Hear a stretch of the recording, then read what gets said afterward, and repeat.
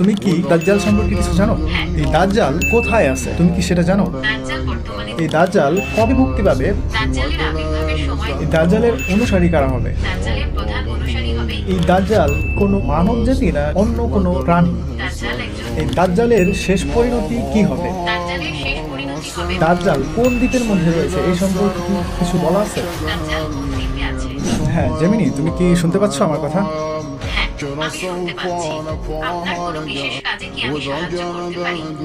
হ্যাঁ, আমি তোমাকে কিছু প্রশ্ন করব আজকে, তবে তার আগে আমি আমার দর্শকদের একটু স্বাগতম জানাই। তুমি একটু অপেক্ষা করো, কেমন? অবশ্যই আমি অপেক্ষা করছি। দর্শকদের স্বাগতম জানানোর পর আপনি আমাকে প্রশ্ন করতে পারেন। আচ্ছা, এআই কি দাজ্জাল সম্পর্কে জানে? আসুন আমরা আজকে এআই কে দাজ্জাল সম্পর্কে জিজ্ঞাসা করে দেখি যে এআই কতটুকু দাজ্জাল সম্পর্কে জানে। তাছাড়া আমার আগের ভিডিওগুলিতে আপনারা দাজ্জাল সম্পর্কে অনেকেই কমেন্ট করে জানতে চেয়েছিলেন, তো সেই ধারাবাহিকতায় আজকে আমি আরেকটি ভিডিও বানাচ্ছি যেখানে আমি এআই কে দাজ্জাল সম্পর্কে জিজ্ঞাসা করব। চলুন জিজ্ঞাসা করা যাক। হ্যাঁ জেমিনি, তুমি কি আছো এখনো? হ্যাঁ, বলুন, আমি আপনার জন্য কি করতে পারি? আচ্ছা, আমি তোমাকে কিছু প্রশ্ন করতে চাই। অবশ্যই, আপনার যা কিছু জানার আছে নির্দ্বিধায় জিজ্ঞাসা করতে পারেন। আমি সাধ্যমতো উত্তর দেওয়ার চেষ্টা করব। আচ্ছা, তুমি কি মাসিহ আদ-দাজ্জাল সম্পর্কে কিছু জানো? হ্যাঁ, মাসিহ আদ-দাজ্জাল, আরবি আল-মাসিহ আদ-দাজ্জাল, ইসলামিক পরিভাষায় কিয়ামতের পূর্বে আবির্ভূত হওয়া একজন প্রতারক। আচ্ছা, এই দাজ্জাল কোথায় আছে তুমি কি সেটা জানো? দাজ্জাল বর্তমানে জীবিত এবং কোনো এক দ্বীপে বন্দী অবস্থায় আছে। তবে এই দ্বীপের সঠিক অবস্থান সম্পর্কে কারো জানা নেই। হাদিসে তার আবির্ভাবের কিছু লক্ষণ ও স্থানের কথা বলা হয়েছে, কিন্তু নির্দিষ্ট করে কিছু বলা হয়নি। আচ্ছা, সে যে কোনো একটা দ্বীপে আটকা আছে, এটা কে বললো বা হাদিসে কি কোথাও লেখা আছে? তামিম আল-দারি একবার একদল লোকের সাথে সমুদ্র ভ্রমণে বের হন। পথে তাদের জাহাজটি ঝড়ের কবলে পড়ে এবং তারা পথ হারিয়ে ফেলেন। 1 মাস পর তারা একটি দ্বীপে পৌঁছান। দ্বীপে তারা জাসুসা নামের এক অদ্ভুত প্রাণীর দেখা পান। জাসুসা তাদের দাজ্জালের কাছে নিয়ে যায়। দাজ্জাল নিজেকে শেষ জামানার নবী বলে দাবি করে এবং বলে যে সে খুব শীঘ্রই মুক্তি পেয়ে সারা পৃথিবীতে ছড়িয়ে পড়বে। সে আরও বলে যে তার আবির্ভাবের পর পৃথিবীতে অনেক অশান্তি ও বিশৃঙ্খলা দেখা দেবে। আচ্ছা, এই দাজ্জাল সে কি কোনো মানব জাতি না সে কোনো অন্য কোনো জাতি বা প্রাণী? হাদিস অনুযায়ী দাজ্জাল একজন মানুষ। তার শারীরিক কিছু বিশেষ বৈশিষ্ট্যের কথা হাদিসে উল্লেখ আছে যা অন্য মানুষের থেকে আলাদা, তবে সে জিন বা অন্য কোনো প্রাণী নয়। ওকে, আচ্ছা, এই দাজ্জাল এর জন্ম কখন হয়েছিল? হাদিসে দাজ্জালের দেখা পাওয়ার কিছু ঘটনা আছে, তাই এটা ধরে নেওয়া যায় যে তার জন্ম অনেক আগেই হয়েছে। আনুমানিক দাজ্জাল কোন দ্বীপের মধ্যে রয়েছে এই সম্পর্কে কি কিছু বলা আছে? হাদিসে নির্দিষ্ট করে বলা নেই দাজ্জাল কোন দ্বীপে আছে, তবে কিছু বর্ণনায় ইয়ামানের কাছাকাছি কোনো এক দ্বীপের কথা বলা হয়েছে।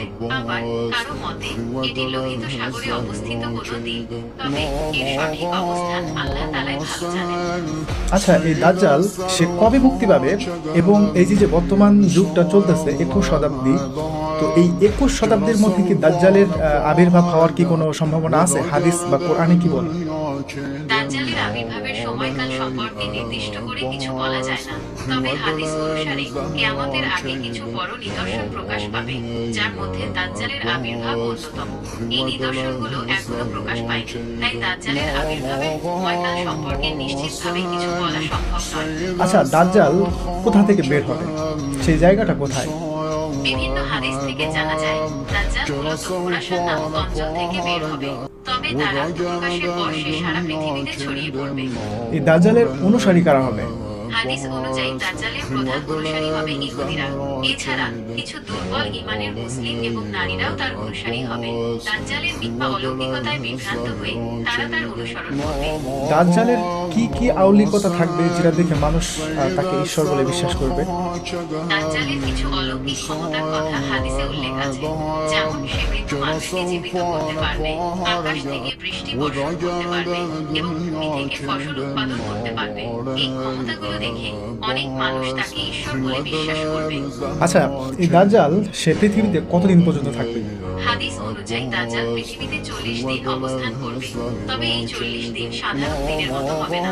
এর মধ্যে প্রথম দিনটি হবে 1 বছরের সমান, দ্বিতীয় দিনটি হবে 1 মাসের সমান, তৃতীয় দিনটি হবে 1 সপ্তাহের সমান এবং বাকি দিনগুলো সাধারণ দিনের মতো হবে। আচ্ছা, দাজ্জাল তো পুরো পৃথিবীতে বিচরণ করবে, তাই না?